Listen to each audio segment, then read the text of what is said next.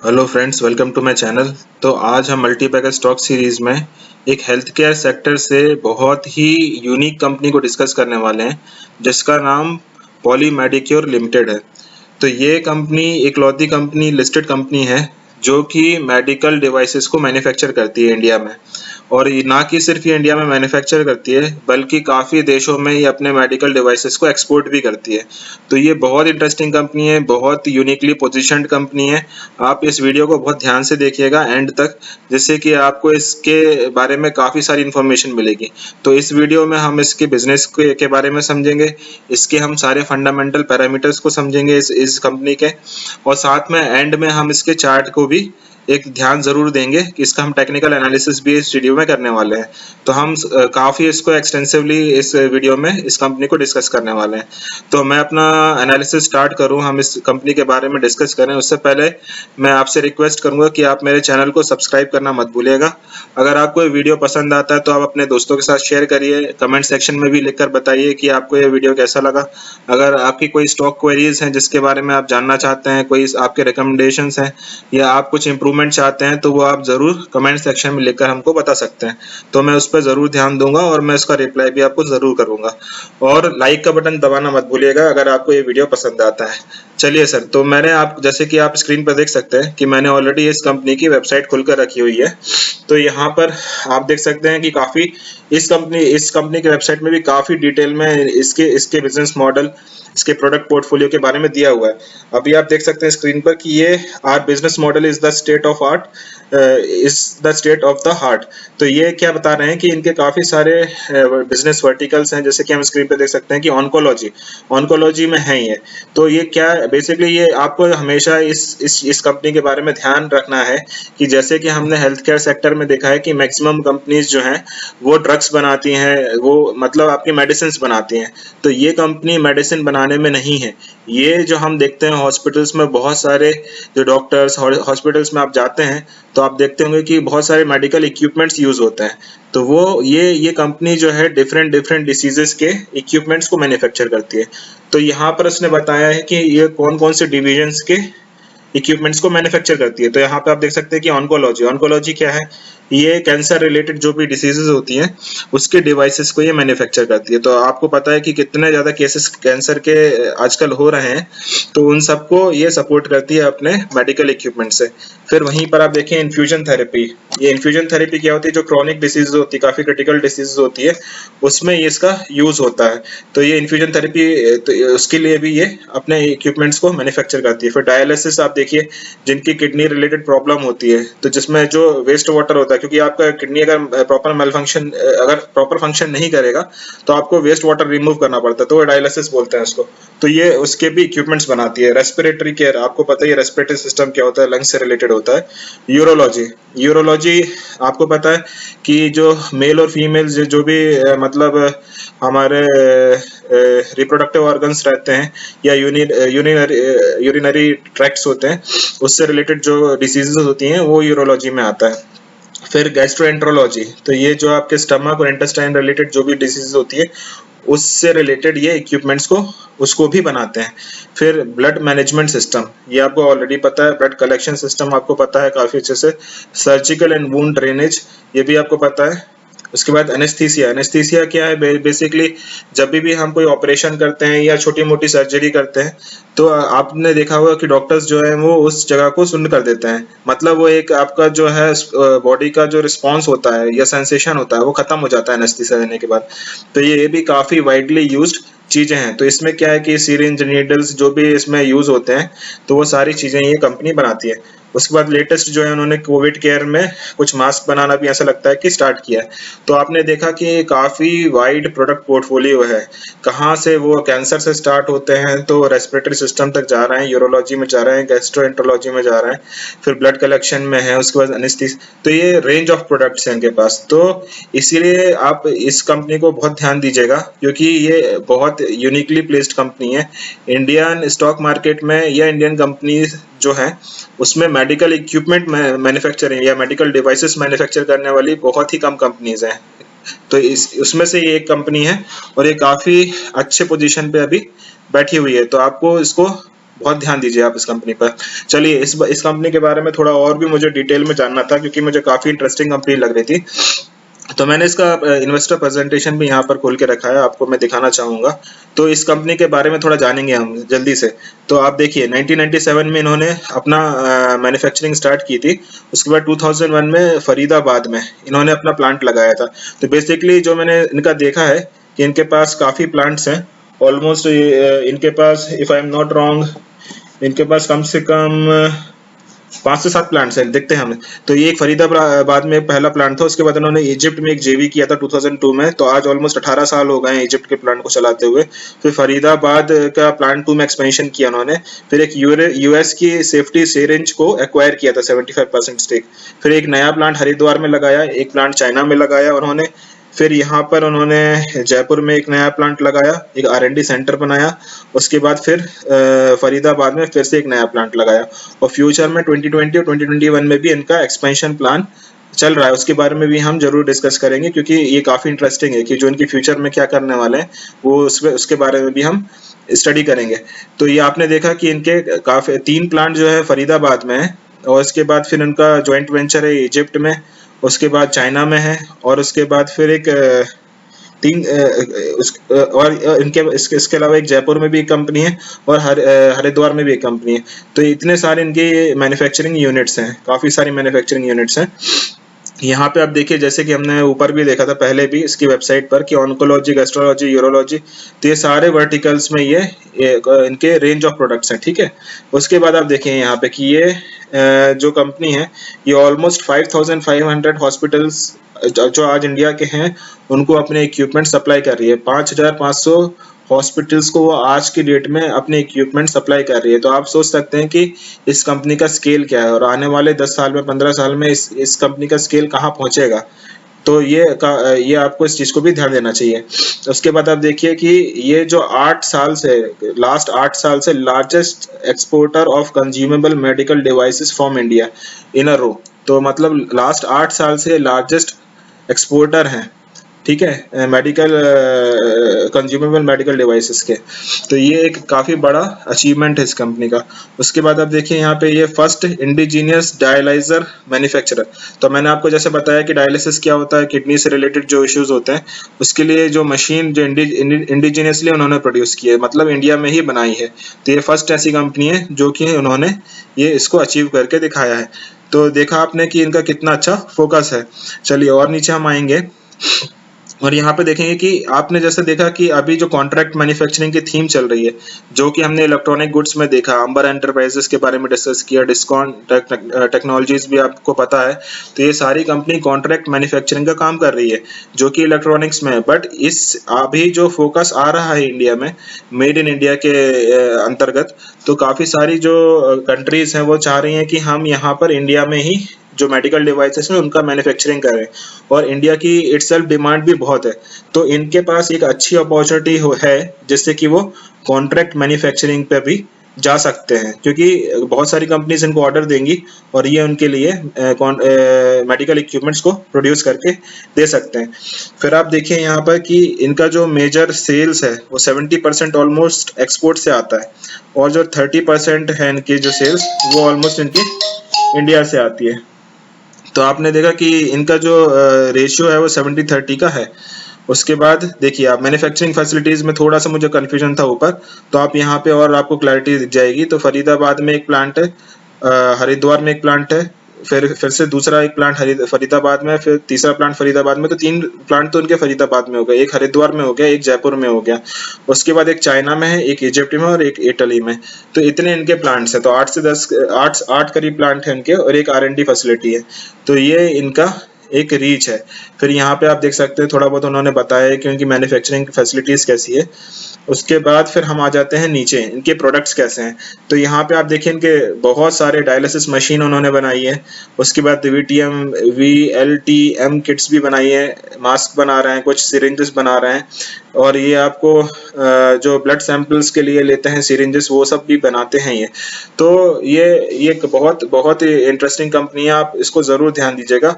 और भी बहुत सारी इन्फॉर्मेशन है इसमें इन्वेस्टर प्रेजेंटेशन में और इनकी वेबसाइट पर, तो आप जाकर वहाँ पर सेल्फ स्टडी भी कर सकते हैं। चलिए, तो हमने इसके बारे में डिस्कस किया, इस कंपनी के बारे में काफ़ी डिटेल में। और एक चीज़ और मैं आपको इसमें ऐड कर दूं कि ये कंपनी अभी 400 करोड़ का QIP इशू कर रही है, जो कि क्वालिफाइड इंस्टीट्यूशनल प्लेसमेंट जिसको बोलते हैं हम। तो ये जो है 400 करोड़ रेस करेंगे मार्केट से, और जो कि वो फ्यूचर में कुछ अपनी जो मैन्युफैक्चरिंग फैसिलिटीज़ हैं उसको वो बढ़ाना चाह रहे हैं। तो क्योंकि उन्होंने देखा कि फ्यूचर में काफ़ी ब्राइट प्रोस्पेक्ट है इस कंपनी का, तो अपनी एग्रेसिवली वो इस कंपनी को अपनी मैन्युफैक्चरिंग फैसिलिटीज़ को बढ़ाना चाह रहे हैं, जो कि यहाँ पे इन्होंने मेंशन भी किया है। आप देख सकते हैं इस स्क्रीन पर। 1 मिनट मैं आपको दिखाता हूँ। तो ये नई मैन्युफैक्चरिंग फैसिलिटीज की तरफ जाना चाहते हैं, तो उसको कमेंस करने के लिए उन्होंने 400 करोड़ का QIP भी रेस किया है। तो ये काफ़ी एग्रेसिवली अपने एक्सपेंशन प्लान्स पर भी फोकस कर रहे हैं। तो अच्छा है, ये देखिए आप यहाँ पे IMT फरीदाबाद एक्सपेंशन फेज 2 और जयपुर एक्सपेंशन फेज 2, तो ये दोनों जो प्रोजेक्ट है वो आने वाले समय में, जो कि 2020 के एंड तक ऑलमोस्ट फरीदाबाद का प्लांट ऑपरेशनल हो जाएगा और 2021 में जयपुर का प्लांट ऑपरेशनल हो जाएगा। तो आप सोच सकते हैं कि फिर इनकी जो टॉप लाइन और बॉटम लाइन में फर्दर एडिशन आपको क्लियरली देखने को मिलेगा। तो चलिए सर, अब हम इसके फंडामेंटल एनालिसिस करेंगे। तो हम इसके मैं खोल लेता हूँ यहाँ पर, आप screener.in में आप देख सकते हैं इनके, मैंने ऑलरेडी खोल के रखा हुआ है, पॉली मेडिक्योर लिमिटेड। तो आप देखिए इसका मार्केट कैपिटल जो है 4400 करोड़ का है, जो कि एक स्मॉल कैप कंपनी हमको दिखती है। उसके बाद यहाँ पर पी देखिए तो 40.8 का है, जो कि एक रिलेटिवली हायर वैल्यू पर है। जो अगर आप फार्मास्यूटिकल कंपनीज या मेडिकल इक्विपमेंट कंपनीज को देखेंगे तो उस हिसाब से ये रिलेटिवली थोड़ा सा हायर साइड में है। बट अगर आप वहीं पे डिक्सॉन को देखेंगे या आप एम्बर एंटरप्राइजेस को देखेंगे तो आपको ये रीजनेबल लगेगा, क्योंकि कॉन्ट्रैक्ट मैन्युफैक्चरिंग और जो डिवाइसेस मैन्युफैक्चरिंग की जो कंपनीज है वो अभी आजकल काफ़ी फ्लेवर में है मार्केट में। तो और इसका फ्यूचर प्रोस्पेक्ट भी काफ़ी अच्छा है, तो मैं इस पी पे भी इस कंपनी को खरीदना पसंद करूंगा। तो मुझे इस पी पे कोई इतनी परेशानी दिखती नहीं है। चलिए नेक्स्ट आ जाते हैं हम डिविडेंड यील्ड पर। तो 0.4 का डिविडेंड यील्ड है इसका, जो कि रीजनेबल है, क्योंकि पी हाई है, प्राइस बढ़ चुका है इसका, तो उसके बाद भी आपको 0.5% का डिविडेंड यील्ड मिल रहा है, जो कि काफ़ी एनकरेजिंग है। उसके बाद ROCs पे आइए, आप देखिए बहुत शानदार ROCs हैं इसके। 24.7 का ROC कमांड कर रही है, ROE 23.5 का कमांड कर रही है। तो बहुत शानदार ROEs ये कंपनी मेंटेन कर पा रही है। उसके बाद देखिए आप debt to equity ratio almost debt free company है यहाँ पर। इक्विटी कैपिटल आप देखिए 44.1, तो जो बहुत बड़ी इक्विटी नहीं है, रीजनेबल इक्विटी है। उसके बाद हम आ जाते हैं ऑपरेटिंग प्रॉफिट मार्जिन पर। तो 26.1% का ऑपरेटिंग प्रॉफिट मार्जिन है, तो बहुत शानदार ऑपरेटिंग प्रॉफिट मार्जिन ये मेंटेन कर पा रहे हैं। तो ये इनकी ऑपरेशनल एफिशिएंसी, इनकी मार्केट प्लेस में इनके इक्विपमेंट की जो वैल्यू है, जो जिनको वो सप्लाई करते हैं, उनसे ये काफ़ी अच्छा पैसा चार्ज कर पा रहे हैं। इसलिए हम आप इनके सारे पैरामीटर्स को देख रहे हैं कि ये काफ़ी इंप्रेसिव पैरामीटर्स हैं। ROCs आप देखिए, आप डेट टू इक्विटी रेशियो देखिए, OPM देखिए, ये सारी चीज़ें काफ़ी एनकरेजिंग दिख रही हैं हमको। चलिए अभी लेटेस्ट क्वार्टरली रिजल्ट पे अगर हम आएंगे तो आप देख सकते हैं कि सितंबर क्वार्टर जो अभी बीता हुआ क्वार्टर है, उसमें 174 करोड़ जो लास्ट ईयर में उन्होंने सेल्स की थी, उसके अगेंस्ट में 200 करोड़ इस कंपनी ने बनाए हैं। वहीं पे आप नेट प्रॉफिट पर जाएंगे तो 28 से 35 करोड़ तक ये पहुंचता हुआ दिख रहा है हमको। तो अच्छा खासा जंप आपको नेट प्रॉफिट में और सेल्स में दिख रहा है। वहीं पर अगर आप ऑपरेटिंग प्रॉफिट मार्जिन देखेंगे तो लास्ट सितंबर में 24% था, जो कि बढ़कर आज 28% पर पहुंच रहा है। तो आप देखिए कि ये अपनी ऑपरेशनल एफिशिएंसीज को भी बढ़ाते जा रहे हैं, 24% से 28%। 24% itself is very good, but now they have increased to 28%, which is exceptional. तो ये बहुत अच्छी चीज है। अभी अब देखिए जून में देखिए 162 करोड़ था, वहां से 170 करोड़ पहुंचा, जो कि ऑलमोस्ट लॉकडाउन का पीरियड था, और वहां पे नेट प्रॉफिट जो था वो 20 से बढ़कर 27 करोड़ तक पहुंचा था। तो आप पिछले 2 क्वार्टर्स जो बहुत टफ क्वार्टर्स थे, उसमें भी इस कंपनी का जो प्रदर्शन देख रहे हैं वो बहुत ही शानदार प्रदर्शन किया है इस कंपनी ने।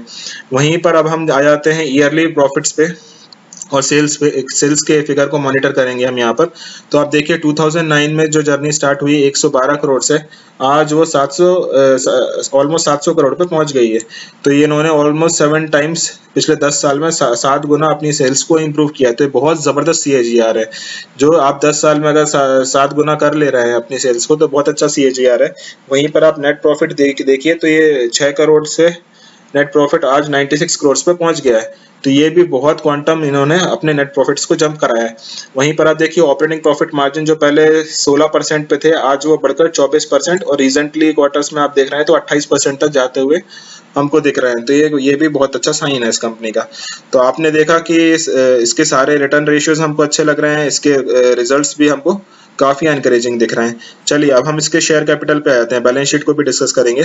तो आप देख रहे होंगे कि यहाँ पे शेयर कैपिटल जो है वो कंटिन्यूअसली आपको दिख रहा है कि शेयर डाइल्यूशन हो रहा है।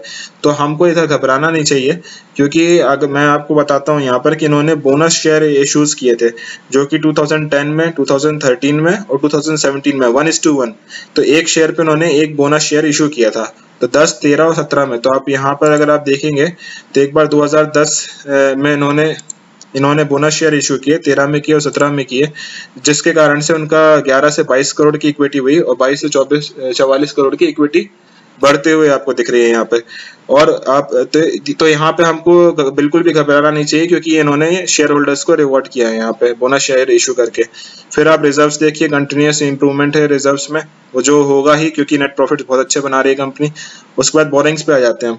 तो बोरिंग्स आप देखिए कि इन्होंने अपना डेट रिडक्शन काफी एग्रेसिवली करते हुए दिख रहे हैं। जो 207 करोड़ का 2020 में था, अभी पिछले क्वार्टर में उन्होंने घटाकर 143 करोड़ पे लेकर आ गए इस चीज को। तो ये भी ठीक है और मैनेजेबल डेट है, हमने ऑलरेडी देखा 0.2% का डेट है, तो जो कि काफी मैनेजेबल है। फिर कैश फ्रॉम ऑपरेटिंग एक्टिविटीज आप देखिए, तो ये सारे काफी अच्छा कैश जनरेट कर रही है, जो कि पॉजिटिव आपको दिख रहा है यहाँ पे और बढ़ता हुआ दिख रहा है। तो ये काफी अच्छा कैश ऑपरेशन से मेंटेन कर पा रहे हैं कंपनी में, जो कि फिर से बहुत अच्छा सिग्नल हमको दे रहा है इस कंपनी के बारे में। फिर आरओसीज आप देखिए शानदार। डेटर रेस देखिए, तो ये 68 डेज पर है, इसको और भी फर्दर वो रिड्यूस कर सकते हैं, 50 डेज तक भी ला सकते हैं, बट फिर भी मैं बोलूंगा कि ये भी कोई मुश्किल नहीं है, 60 डेज भी बहुत बढ़िया है, बहुत अच्छा डेटर डेज को ये मेंटेन करके रख रहे हैं। उसके बाद हम आ जाते हैं आप इस शेयर होल्डिंग पैटर्न पर। तो आप देख सकते हैं कि प्रमोटर्स की जो होल्डिंग है वो 48.76, जो कि ऑलमोस्ट कांस्टेंट मेंटेन की गई है। मुझे लगता है कि फ्यूचर में धीरे से ये कम से कम 51% तक जरूर पहुंचेंगे। वहीं एफआईआईज आप देखिए, तो पहले उनके पास 5.5% था, जो कि आज घटकर 2.86% हो गया है। तो इन्होंने एफआईआईज ने बीच में इसमें काफी अपनी पोजीशंस को डाइल्यूट किया है।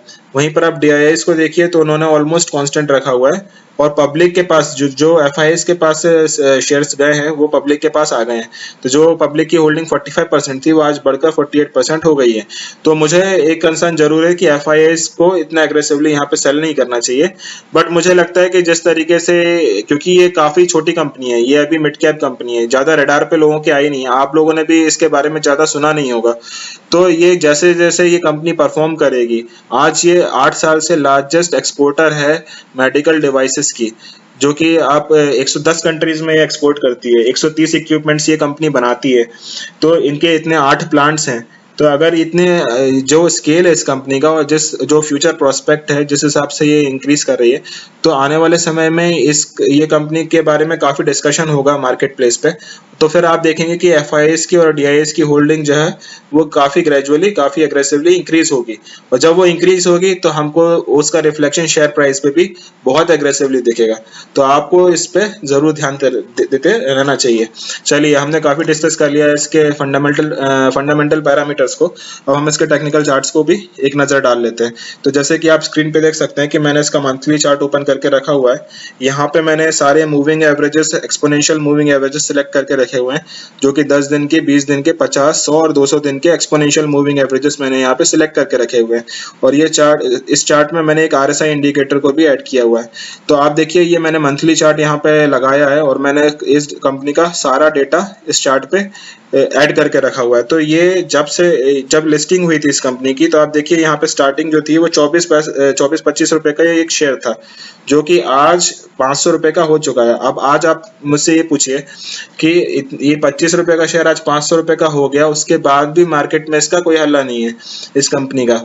तो ये मैं इसलिए आपको बता रहा हूँ कि एक डार्क हॉर्स है, ये काफी इतना इसकी चर्चा नहीं है, उसके बाद भी एक मल्टी बैगर स्टॉक ऑलरेडी ये रह चुका है और फ्यूचर में भी ये रहने वाला है। तो इसका अभी जर्नी मैं कहूँगा स्टार्ट ही हुई है। और ये फ्यूचर में काफी अच्छे रिटर्न्स हमको देने की कैपेबिलिटी रखता है। चलिए तो अभी हम इसके चार्ट को भी देखेंगे, जैसे कि आप इस स्क्रीन पे देख सकते हैं कि ये काफी लंबे कंसोलिडेशन के बाद अभी अच्छा ब्रेकआउट यहाँ पर इसने मंथली चार्ट्स में भी हमको देखने के लिए मिल रहा है। आप देखिए यहाँ पर 2015 से ये एक 2015 से लेके 2000 मिड 2020 तक ये एक रेंज में ही ट्रेड हो रहा था। आप ये मैंने देखिए यहाँ पे जब बनाया ये रेंज, इसी रेंज में ये ऊपर की रेंज जो थी वो 300 रुपए की थी और जो नीचे की रेंज थी वो ऑलमोस्ट 150 से 200 रुपए की थी।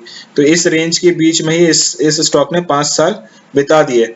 उसके बाद अब आप देखिए रिसेंटली जो है आप देख सकते हैं कि एक ह्यूज वॉल्यूम्स यहाँ पे जनरेट हुए, जो कि आपका मार्केट पार्टिसिपेशन या स्ट्रॉन्ग हैंड्स को दिखाता है कि पब्लिक का इंटरेस्ट दिखाता है वॉल्यूम्स। तो ये और आपका ट्रेंड दिखाता है। तो ये अगर इतने बड़े वॉल्यूम्स इसमें ऐड हुए हैं और बड़ी कैंडल्स आपको यहाँ पे बनती हुई दिख रही है उसी के साथ में, और ये अच्छे खासे वॉल्यूम एडिशन के साथ में एक लार्ज कैंडल के साथ में इसने इस रेंज को तोड़ा और अब उस रेंज से ऊपर कंटिन्यूअसली ये ट्रेड करते हुए हमको दिख रहा है। साथ में आप देखिए ये कैंडल और इस 10 डेज की मूविंग एवरेज में भी काफी अच्छा गैप आपको दिख रहा है, जो कि इस ट्रेंड के स्ट्रेंथ को दिखाता है कि इस ट्रेंड में कितना स्ट्रेंथ है। तो ये मंथली चार्ट में आपको काफी क्लियरली विजिबल दिख रहा है। वहीं पर आप देखिए RSI भी काफी स्ट्रेंथ दिखा रहा है, ओवरबॉट दिख रहा है आपको, बट आप इससे बिल्कुल मत घबराइए। जैसे कि मैं हमेशा आपको बोलता हूँ कि ये काफी लंबे समय तक ओवरबॉट रह सकता है और प्राइस एप्रिसिएशन आपको देखने मिल सकता है, क्योंकि ये स्ट्रेंथ दिखाता है। ये हमको ओवरबॉट देखकर इसको सेल नहीं कर देना चाहिए। देखिए आप 2013 में भी देखिए एक लंबे समय तक ये ओवरबॉट बना रहा और जो कि 25 रुपए का स्टॉक आपको 300 रुपए तक आपको देखने मिले थे इसमें। तो इस तरीके से आपको ओवरबॉट देख के इसको सेल नहीं करना है। चलिए हम इसका एक बार वीकली चार्ट भी जरूर देखेंगे। तो हम इसका वीकली चार्ट ओपन करके भी देखेंगे, जिससे कि आपको थोड़ा सा और एक्सपेंशन इस चार्ट में दिखेगा। देखिए जो हमने मंथली चार्ट में डिस्कस किया कि ये यहाँ पर काफी लंबा कंसोलिडेशन 5 से 5.5 साल इस कंपनी ने एक ही रेंज में बिताए, और फिर अब हम जो देख रहे हैं कि एक लार्ज वॉल्यूम एडिशन और काफी अच्छा प्राइस ब्रेकआउट यहाँ पे हमको देखने मिला है। अब आप देखिए कि ये 10 डेज की मूविंग एवरेज को सपोर्ट लेता हुआ कंटिन्यूअसली इसके ऊपर ट्रेड कर रहा है। तो आपको इस चार्ट में कहीं से भी कोई भी वीकनेस का नामो निशान आपको दिखता नहीं है इस चार्ट में। तो आपको मैं अभी भी बोलूंगा कि आप बहुत एग्रेसिवली इसमें बाय मत करिए। आप ग्रेजुअली स्लोली अपनी पोजीशन को बढ़ाते जाइए स्टॉक में, और फिर आप इस स्टॉक को लंबे समय तक के लिए रखिए, जिससे कि आपको आने वाले 4 साल 5 साल में एक अच्छा खासा जो है वेल्थ क्रिएशन आप इस स्टॉक के थ्रू कर सकते हैं। एग्रेसिवली आप एक ही प्राइस पे आप सारे स्टॉक्स को परचेस मत करिए, बट ग्रेजुअली इसको एक्यूमुलेट करना चालू कर सकते हैं आप इसको। तो ये आपने देखा कि यहाँ पे 350 रुपए से जो अभी स्टार्ट हुआ है इसका एक न्यू ट्रेंड, वो अभी 500 रुपए तक पहुंच चुका है। तो ये आप ये मत सोचिए कि ये मेरे से बस मिस हो गई है, ये अभी स्टार्ट हुई है। तो ये साइकिल स्टार्ट हुई है तो ये काफी लंबे समय तक चलेगी, और आपको ये रिग्रेट नहीं होना चाहिए कि मैंने इसको पहले 350 रुपए में ही खरीद लेना चाहिए था। नहीं, ये सही समय है, आप इसमें आज भी स्लोली एंड ग्रेजुअली अपनी पोजीशंस को ऐड कर सकते हैं। तो सर आपने देखा कि हमने इसका मंथली चार्ट देखा, हमने इसका वीकली चार्ट देखा। आप चाहते हैं तो मैं एक बार थोड़ा सा आपको डेली चार्ट भी जस्ट 1 मिनट में जरूर दिखा देता हूं। तो ये यहाँ पर भी आपको सेम स्टोरी दिख रही है कि ये काफी अच्छे मोमेंटम में स्टॉक दिख रहा है, कहीं पे भी कोई भी ऐसी थकावट, हमको मेजर थकावट कहीं पे भी नहीं दिख रही है। तो आपने देखा कि ये काफी अच्छे कंसोलिडेशन के बाद अच्छा प्राइस ब्रेकआउट देखने मिला आपको। एक आपको काफी अच्छे वॉल्यूम एडिशन के साथ प्राइस ब्रेकआउट देखने मिला, जो कि मार्केट का इंटरेस्ट इस कंपनी में दिखा रहा है। हमने इस कंपनी के बिजनेस मॉडल को समझा, हमने इस कंपनी के सारे पैरामीटर्स, फंडामेंटल पैरामीटर्स को देखा, जो कि सारे काफी क्लीन और काफी एनकरेजिंग हमको दिख रहे हैं। चार्ट काफी एनकरेजिंग दिख रहा है और बिजनेस भी हमको इसका काफी एनकरेजिंग दिख रहा है। तो ओवरऑल ये कंपनी काफी इंटरेस्टिंग है, आपको इस जरूर ध्यान देना चाहिए इस कंपनी में। आप अपनी स्टडी फर्दर कर सकते हैं इस वीडियो के बाद में, और अगर आपको लगता है कि कंपनी वर्थ इन्वेस्टिंग है तो आप स्लोली अपनी पोजीशंस को इस कंपनी में बना सकते हैं। तो आपको कैसा लगा ये वीडियो आप कमेंट सेक्शन में लिखकर जरूर बताइएगा। अगर आपको ये वीडियो अच्छा लगता है तो आप लाइक का बटन दबाना मत भूलिए, अपने दोस्तों के साथ शेयर करना मत भूलिए, और मेरे चैनल को सब्सक्राइब करना भी मत भूलिएगा। चलिए फ्रेंड्स, फिर नेक्स्ट वीडियो में मिलेंगे, तब तक के लिए बाय बाय।